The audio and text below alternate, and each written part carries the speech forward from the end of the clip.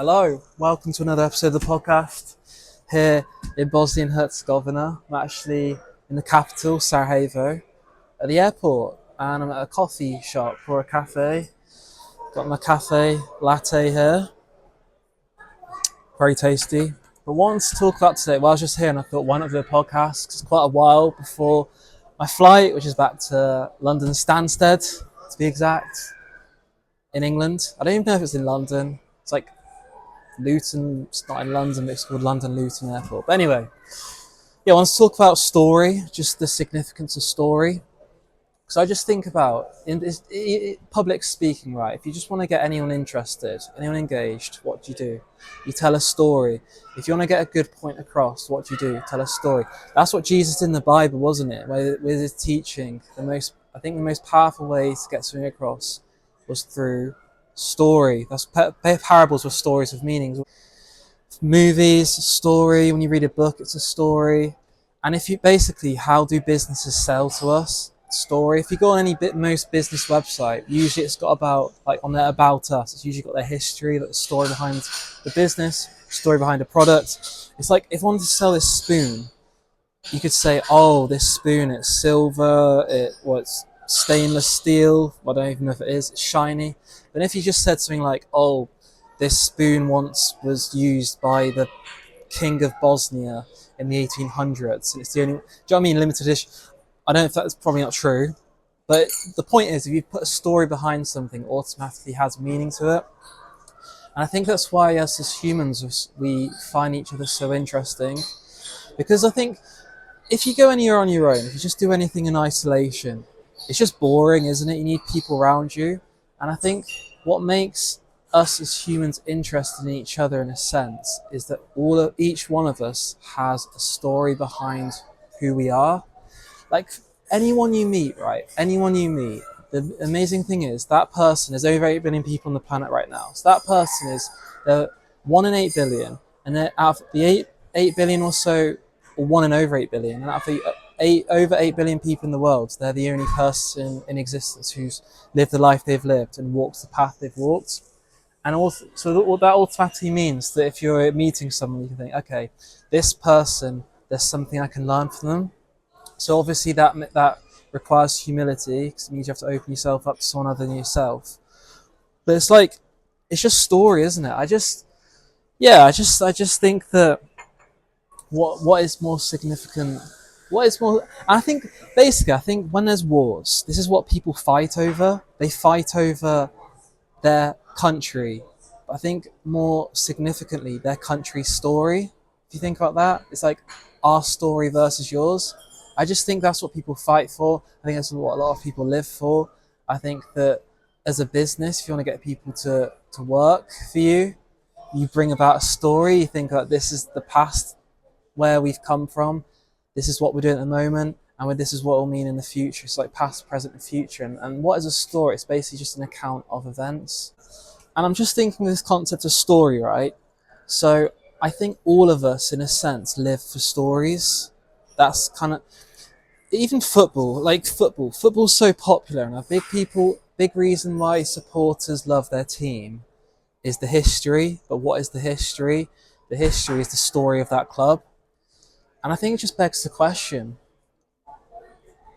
Before I say what begs the question, I think every single human being, in a sense, is living for something. And you might think, okay, what is that thing they're living for? I think every single human being, in a sense, is living for a story. There might be a whole set of stories that humans are living for. But I think above that, the sunum bonum, in a sense, like the highest thing they're living for is the highest story they're living for. And so it begs the question, what story are you living for? And I think as a Christian, my faith, I think with Jesus Christ, his birth, his life, his death, his resurrection, it's been said that's the greatest story ever told. And I think if you just look at the Passion, I said this in a previous podcast, I said it in episode 13 with Vincent. With Jesus, the Passion of Jesus, it is the ultimate. Yeah, I did say this. It is the ultimate story. So if you think about it, Jesus Christ, he He's the Son of God. He is God. He's the Word made flesh. He's very humble. He came not to be served, but to serve. And so he lived his life as a carpenter, very humble if you think about who he is. And then, without sin, was tempted, without sin, never sinned, just came to serve others, give his life as a ransom for many. And through his passion, he faced all the biggest human fears possible. So he faced betrayal, didn't he? Not just betrayal by anyone, but one of his closest friends. Like, think about Judas. He's like, how often he is with him. So he got betrayed by one of his closest friends. And then obviously got the public humiliation in front of a lot of people. You've got the most painful death possible, haven't you? Crucifixion, because you've got the psychological suffering, the spiritual suffering, obviously the physical suffering of suffocation, dehydration, exposure to the sun, and it's not just an instant death, it's like prolonged. Then I think he had different parts of his bones broken. When he was nailed to the cross, I believe that basically damaged his nerves. So there's that.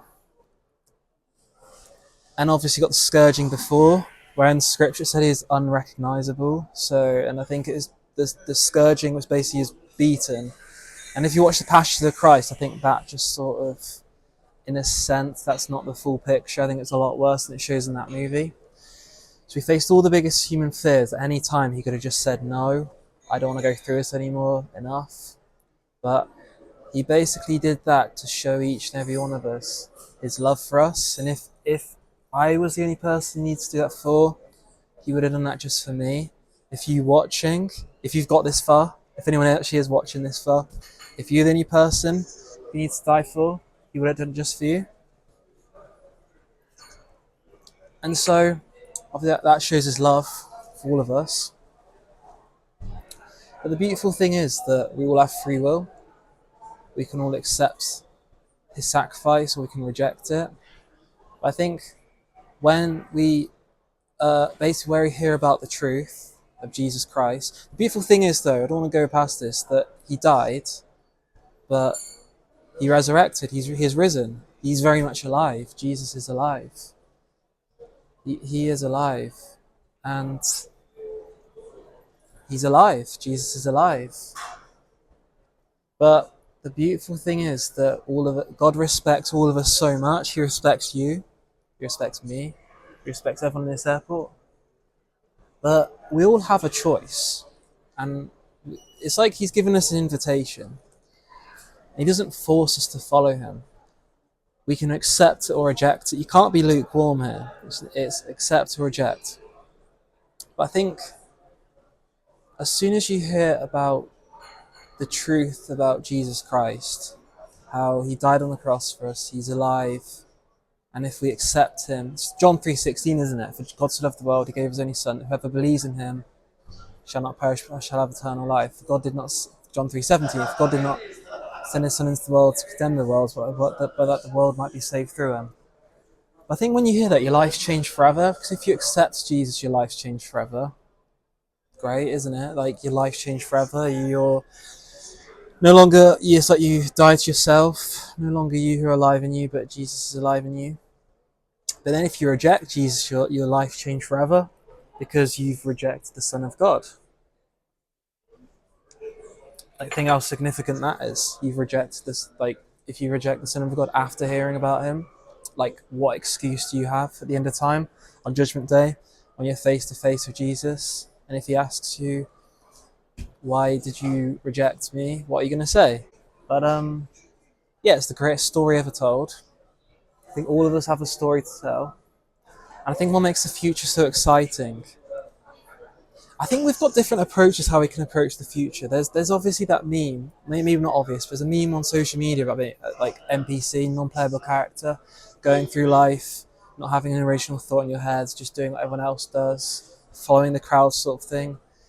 And then you've got the free thinker, haven't you? You've got the person who's basically, they're just themselves. Then it's not like main character syndrome, but it's just, I think it's just not being an NPC, isn't it? And I think if you decide to follow Jesus, that is the true antidote to being an NPC.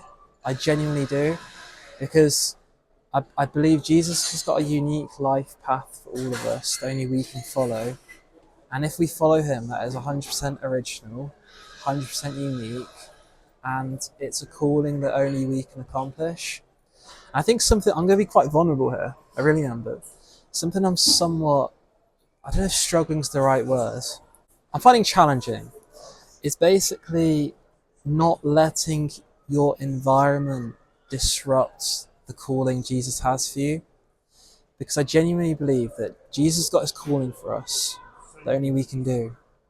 And then at the same time, you've got the people around you, your environment, that could be family, friends, people you work with. There's different layers, aren't there? People around you. And usually these people around you, they love you, in a sense, they want what's best for you. And out of love for you, they look to sort of direct you in a way that they think's best. But the thing is, the people who, then they may give advice, because they love you, they don't want you to suffer down the road. There's a balance, because the thing is, those people, they're not God. And so I do believe there may be moments in life where God is calling you to do something, and you have to be brave to do it. And 99% of people around you, like the people I mentioned, could be saying, "Oh, don't do this. Why are you doing this? Doesn't make sense," and try and talk you out of it. And I think one of the arguably most scary things for me is having that and then not fully fulfilling your calling, because you're being talked out of it by people around you. And so it's just, yeah, St. Thomas Aquinas hit the nail on the head, didn't he? He said virtue lies in the middle. I think living the perfect story, because this podcast is about story, isn't it? Living the perfect story is finding the ultimate balance, the ultimate sweet spot in the middle. Virtue lies in the middle. It's like going all in for Jesus. You have to be extreme in the sense of going all in for Jesus, but in how you conduct yourself, you have to be in the middle. It's just going where, following God's calling for your life without being disrupted by the environment you're in. And I think your environment's just so important. Is this is a good question. I don't know if people watching can answer if they get this far. Is no environment better than a partially disruptive environment? 'Cause I'm not so sure, because times of isolation, that it's good for a little short while, but it can be very detrimental. It can be very harmful, because a lot of your thoughts are just, after a while, it's as time goes by, because you don't really have anyone to care for or love for, in a sense, who's around you.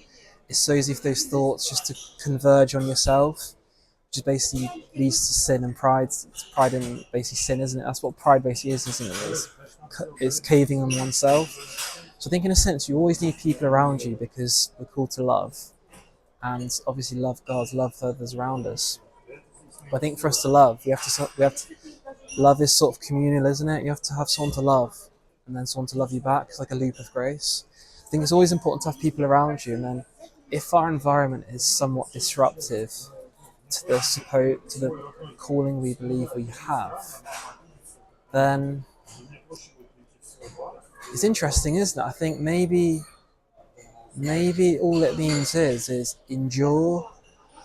until endure, use it, use all the disruption, the hardship, or the frustration, the difficulty, the challenges, to build your character, because it's usually virtue. It usually comes off the back of a challenge, doesn't it? Like if you're patient, it usually means that there's a challenging situation that requires you to be patient. So maybe these somewhat disrupt. You could. I'm using the term disruptive environments. The story of being called to. Maybe they're not so bad after all. Maybe they're building our character. And in Isaiah 60:22, when the time is right, I, Lord, will make it happen. And then maybe when you've reached that age, or that time of maturity, I think that time of maturity is different for all of us. I think it depends on the challenges we faced, and I think when God sees it already. Maybe when that time is ready, God will naturally call you out. So you think about St. Patrick, he was kidnapped by pirates, and then he was in slavery, wasn't he, for I think 6 years or so. it was only in, I think he just had a dream just to leave. He left in faith. And so maybe that's how it is with the environment we're in, because that environment was very challenging for him. Obviously, you're a slave and you're in a foreign country. Ireland was foreign to him at the time because he is British initially. So he's in this foreign country, very challenging. And maybe when God saw that when the time is right, God's called him out. But then it's a balance at the same time, because I think we're also called to take leaps of faith. We're also called to live in faith. Like Abraham, he was called to go out in faith, wasn't he? I think it's like Genesis chapter 12, verse 1 or something.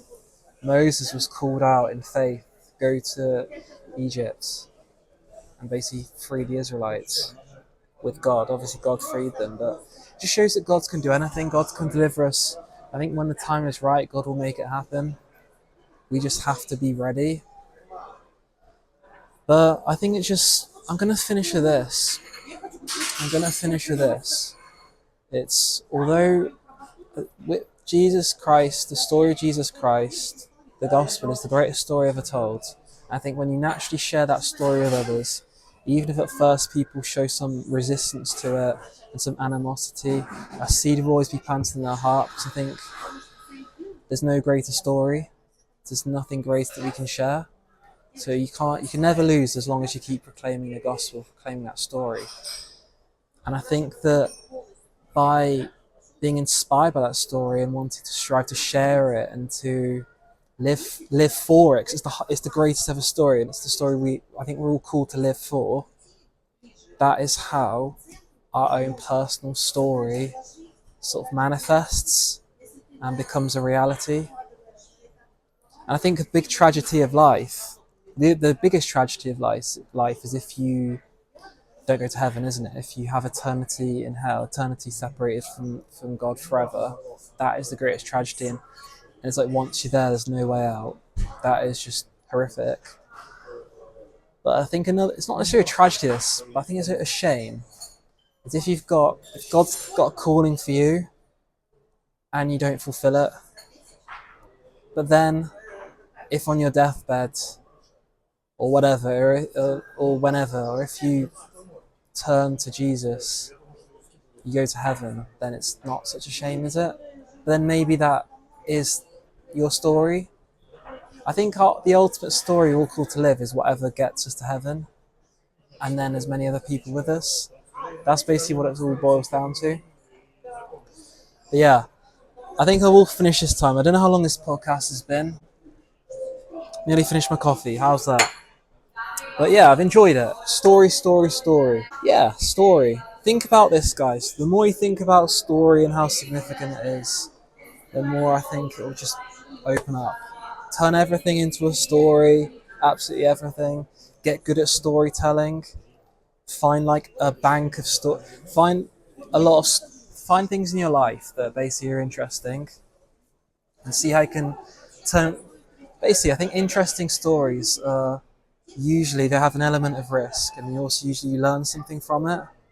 Those are the interesting stories, and I wonder if we don't have enough of those stories to share with people, then could we be doing more with our life?